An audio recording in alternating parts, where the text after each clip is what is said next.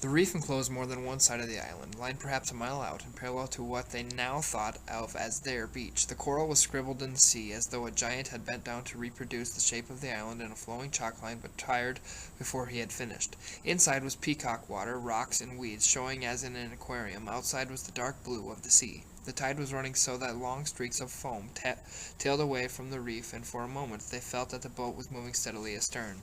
Jack pointed down. "That's where we landed." Beyond falls and cliffs there was a gash visible in the trees. There were the splintered trunks and then the drag, leaving only a fringe of palm between the scar and the sea. There, too, jutting into the lagoon, was the platform, with insect-like figures moving near it. Ralph sketched a twining line from the bald spot on which they stood down a slope, a gully, through flowers, round and down to the rock where the scar started. "That's the quickest way back." Eyes shining, mouths open, triumphant, they savored the right of domination. They were lifted up. "We're friends. There's no village smoke and no boats," said Ralph wisely. "We'll make sure later, but I think it's uninhabited." We'll get food," cried Jack. "Hunt, catch things, until they fetch us." Simon looked at them, both saying nothing but nodding till his black hair flopped backwards and forwards. His face was glowing. Ralph looked down the other way where there was no reef. "Steeper," said Jack. Ralph made a cupping gesture. "That bit of forest down there? The mountain holds it up." Every point of the mountain held up trees, flowers, and trees. Now the forest stirred, roared, flailed. The nearer acres of rock flowers fluttered, and for a half a minute the breeze blew cool on their faces. Ralph spread his arms. "All ours." They laughed and tumbled and shouted on the mountain. "I'm hungry." When Simon mentioned his hunger, the others became aware of theirs. "Come on," said Ralph. "We found out what we wanted to know." They scrambled down a rock slope, dropped among the flowers, and made their way under the trees. Here they paused and examined the bushes round them curiously. Simon spoke first. "Like candles. Candle bushes. Candle buds." The bushes were dark evergreen and aromatic, and the many buds were waxen green and folded up against the light. Jack slashed at one with his knife, and the scent spilled over them. "Candle buds. You couldn't light them," said Ralph. "They just look like candles." "Green candles," said Jack contemptuously. "We can't eat them. Come on." They were in the beginning of the thick forest, plonking with weary feet on a track, when they heard the noises, squeakings, and the hard strike of hoofs on a path. As they pushed forward, the squeaking increased till it became a frenzy. They found a piglet caught in a curtain of creepers, throwing itself at the elastic traces in all the madness of extreme horror. Its voice was thin, needle-sharp, and insistent. The three boys rushed forward, and Jack drew his knife again with a flourish. He raised his arm in the air. There came a pause, a hiatus. The pig continued to scream, and the creepers to jerk, and the blade continued to flash at the end of a bony arm. The pause was only long enough for them to understand what an enormity the downward stroke would be. Then the piglet tore loose from the creepers and scurried into the undergrowth. They were left looking at each other in the place of terror. Jack's face was white under the freckles. He noticed that he still held the knife aloft and brought his arm down, replacing the blade in the sheath. Then they all three laughed ashamedly and began to climb back to the track. "I was choosing a place," said Jack. "I was just waiting for a moment to decide where to stab him." "You should stick a pig," said Ralph fiercely. "They always talk about sticking a pig." "You cut a pig's throat to let the blood out," said Jack. "Otherwise you can't eat the meat." "Why didn't you?" They knew very well why he hadn't. Because of the enormity of the knife descending and cutting into living flesh. Because of the unbearable blood. "I was going to," said Jack. He was ahead of them, and they could not see his face. "I was choosing a place. Next time—" He snatched the knife out of the sheath and slammed it into a tree trunk. Next time there would be no mercy. He looked round fiercely, daring them to contradict. Then they broke out in the sunlight, and for a while they were busy finding and devouring food as they moved down the scar toward the platform and the meeting. Fire on the mountain. By the time Ralph finished blowing the conch, the platform was crowded. There were differences between this meeting and the one held in the morning. The afternoon sun slanted in front of the other side of the platform, and most of the children, feeling too late, the smart of sunburn, had put their clothes on. The choir, noticeably less of a group, had discarded their cloaks. Ralph sat on a fallen trunk, his left side of the sun. On his right were most of the choir. On his left the larger boys who had not known each other before the evacuation. Before him small children squatted in the grass. Silence now. Ralph lifted the cream and pink shell to his knees, and a sudden breeze scattered light over the platform. He was uncertain whether to stand up or remain sitting. He looked sideways to his left toward the bathing pool. Piggy was sitting near, but giving no help. Ralph cleared his throat. Well then, all at once he found he could talk fluently and explain what he had to say. He passed a hand through his fair hair and spoke. "We are on an island. We've been on the mountain top and seen water all around. We saw no houses, no smoke, no footprints, no boats, no people. We're on an uninhabited island with no other people on it." Jack broke in.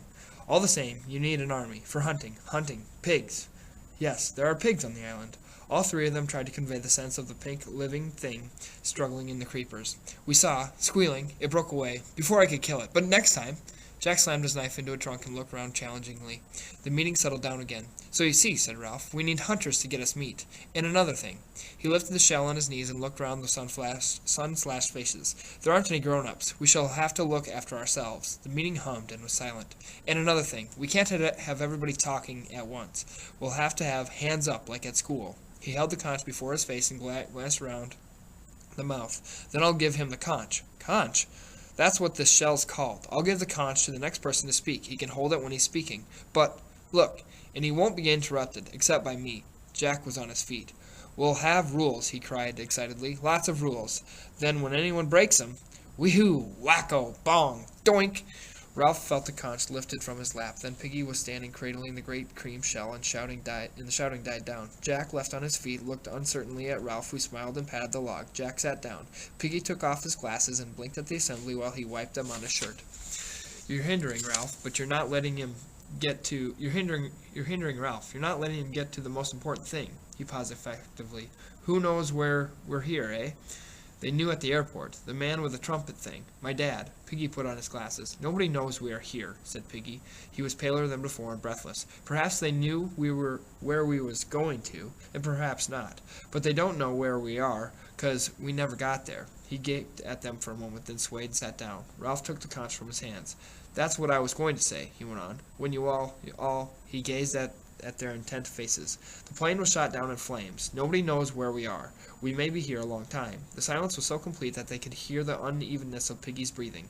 The sun slanted in and lay golden over the platform. The breezes that on the lagoon had chased their tails like kittens were finding their way across the platform and into the forest.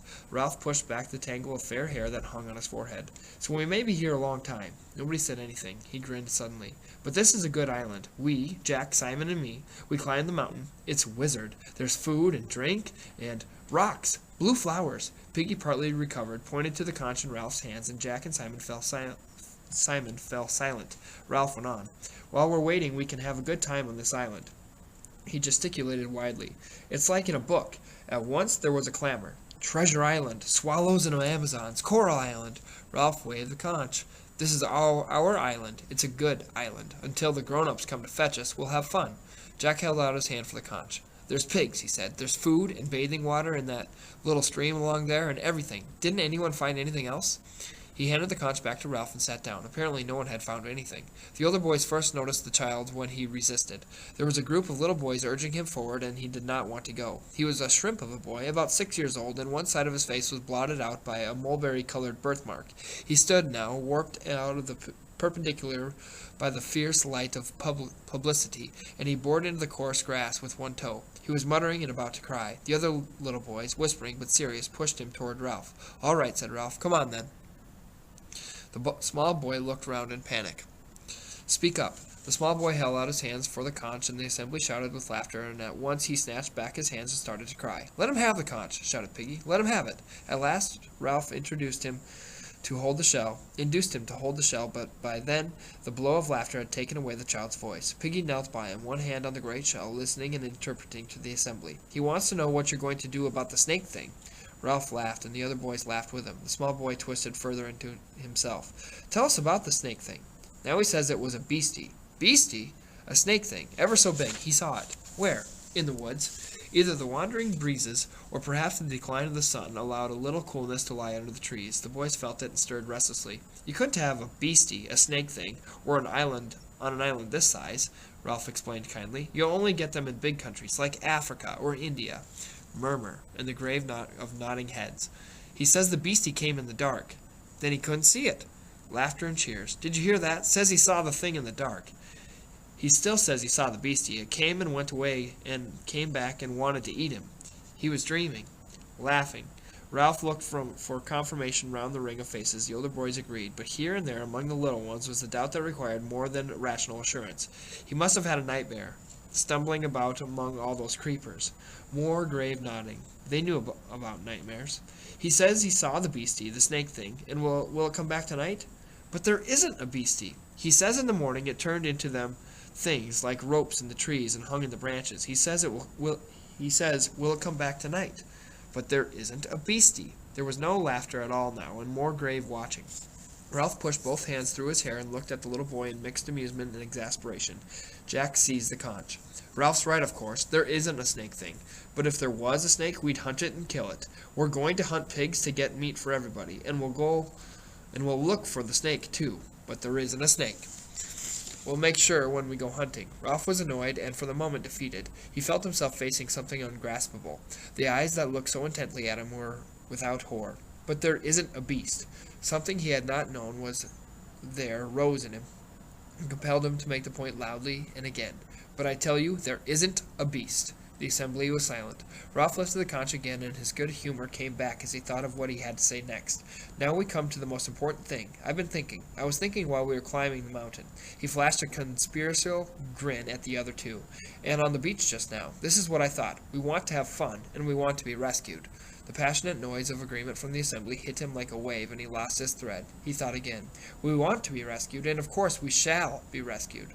Voices babbled. The simple statement, unbacked by any proof but the weight of Ralph's new authority, brought light and happiness. He had to wave the conch before he could make them hear him. My father's in the Navy. He said there aren't any unknown islands left. He says the Queen has a big room full of maps and all the islands in the world are drawn there. So the Queen's got a picture of this island. Again came the sounds of cheerfulness and better heart. And sooner or later a ship will put in here. It might even be Daddy's ship. So you see, sooner or later we shall be rescued.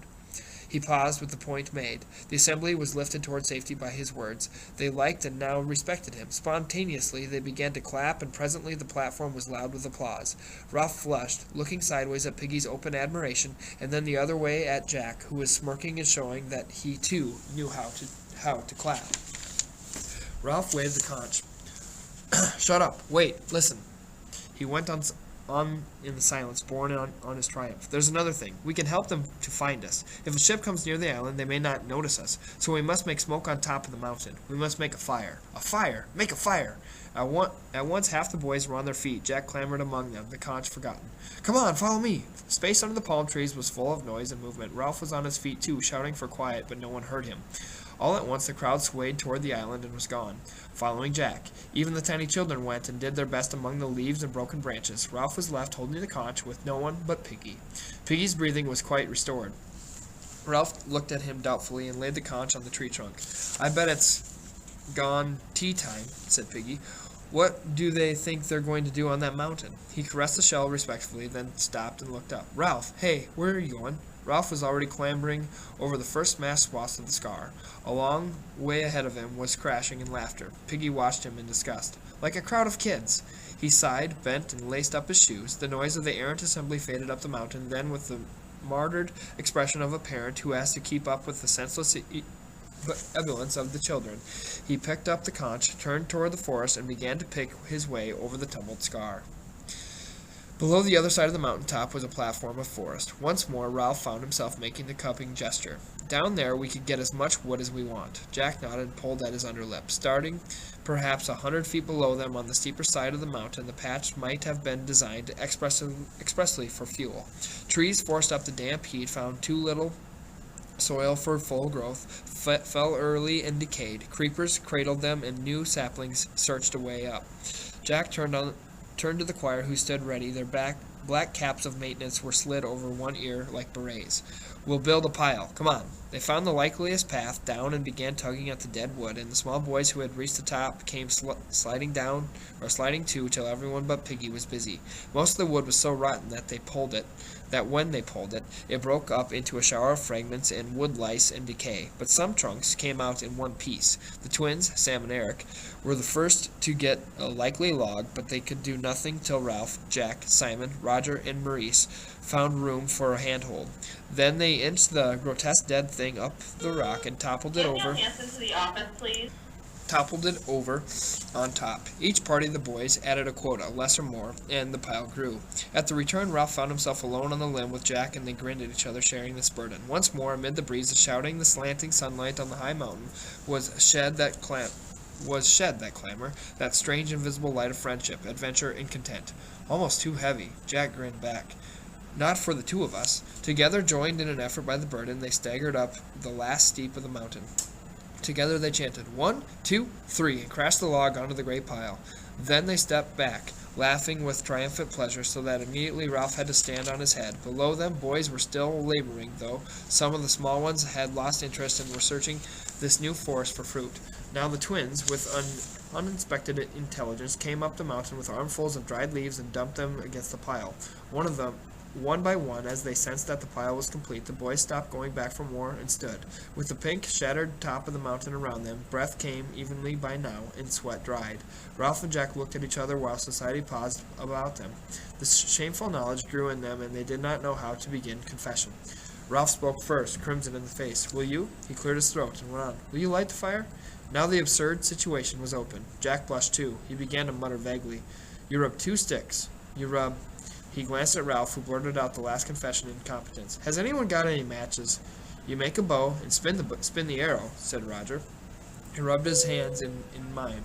Psst, psst. Little air was moving over the mountain, and Pete came with it, in shorts and shirt, laboring cautiously out of the forest with the evening sunlight gleaming from his glasses. He held the conch under his arm. Ralph shouted at him, Piggy, have you got any matches? The other boys took up the cry till the mountain rang. Piggy shook his head and came to the pile.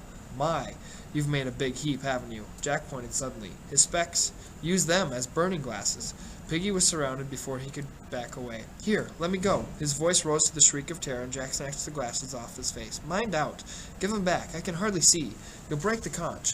Ralph elbowed him to one side and knelt by the pile. Stand out of the light. There was pushing and pulling and officious cries. Ralph moved the lenses back and forth, this way and that, till a glossy white image of the declining sun lay on a piece of rotten wood. Almost at once a thin trickle of smoke rose up and made him cough. Jack knelt too and blew gently so that the smoke drifted away, thickening, and a tiny flame appeared. The flame, nearly invisible at first in that bright sunlight, enveloped a small twig, grew, was enriched with color, and reached up to a branch which exploded with a sharp crack. The flame flapped higher, and the boys broke into a cheer. My specs, howled Piggy. Give me my specs. Ralph stood away from the pile and put the glasses into Piggy's groping hands. His voice subsided to a mutter. Just blurs, that's all. Hardly see my hand. The boys were dancing. The pile was so rotten and so tinder-dry that the whole limbs yielded passionately to the yellow flames that poured upwards and shook a great beard of flame 20 feet in the air. For yards around the fire the heat was like a blow, and the breeze was a river of sparks. Trunks crumbled to white dust. Ralph shouted, More wood! All of you, get more wood! Life became a race with the fire, and the boys scattered through the upper forest. To keep a clean flag of flame flying on the mountain was the immediate end, and no one looked further. Even the smallest boys, unless fruit claimed them, brought little pieces of wood and threw them in. The air moved a little faster and became a light wind, so that the leeward and the windward side were clearly differentiated. On one side the air was cool, but on the other the fire thrust out a savage arm of heat that crinkled hair on the instant. Boys who felt the evening wind on their damp faces paused to enjoy the freshness of it, and then found they were exhausted. They flung themselves down in the shadows that lay among the shattered rocks. The beard of flame diminished quickly, and then the pile fell inwards with a soft, cindery sound, and sent a great tree of sparks upwards that leaned away and drifted downwind. The boys lay, panting like dogs. Ralph raised his head off his forearms. That was no good. Roger spat efficiently into the hot dust. What do you mean? There wasn't any smoke, only flame.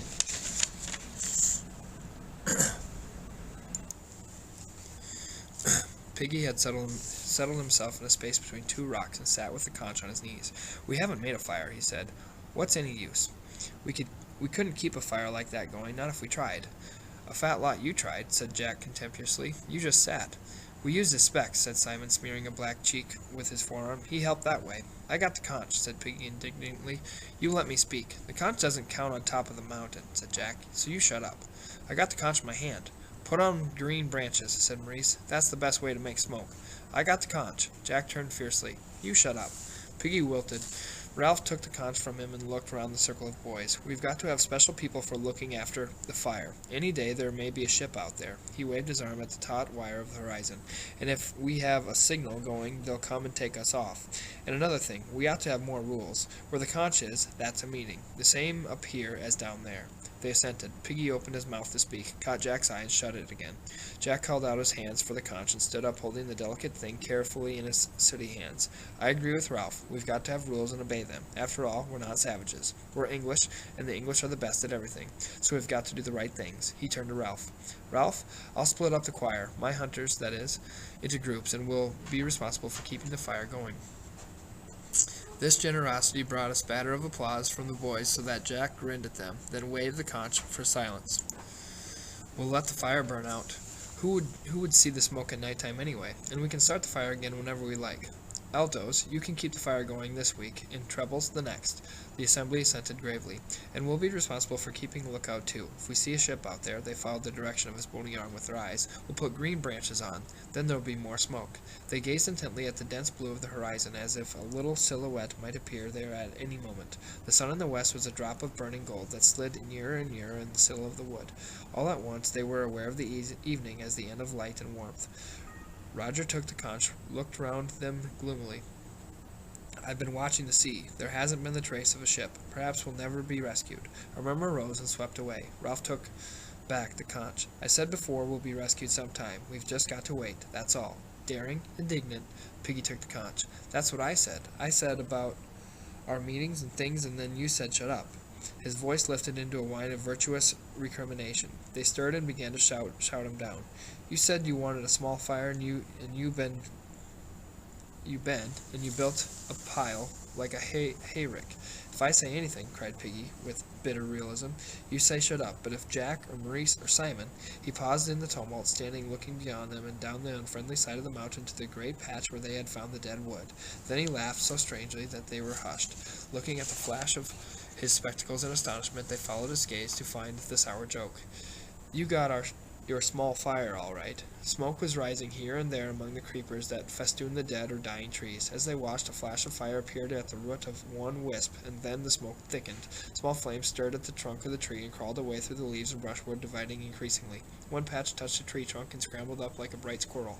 The smoke increased, sifted, rolled outwards. The squirrel leapt on the wings of the wind and clung to another standing tree, eating downwards. Beneath the dark canopy of leaves and smoke, the fire laid hold on the forest and began to gnaw. Acres of black and yellow smoke rolled steadily toward the sea. At the sight of the flames and the irresistible course of the fire, the boys broke into shrill, excited cheering.